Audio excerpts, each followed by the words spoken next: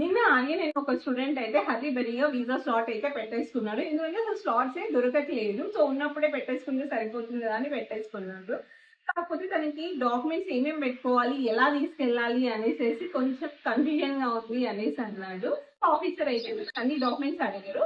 కొన్ని మాత్రం అడిగినా మీరు ఇమీడియట్ గా తీసి దాని నుంచి ఇవ్వడానికి ఈజీగా ఉండేటట్టు సీక్వెన్స్ లో పెట్టుకోవాలి.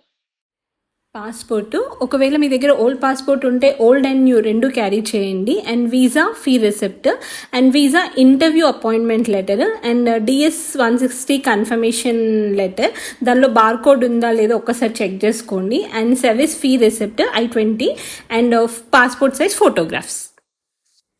నెక్స్ట్ వచ్చి మీ academic documents and proof of English టెస్ట్కి ఏవైతే రాశారో ఆ డాక్యుమెంట్స్ అన్నీ క్యారీ చేయండి.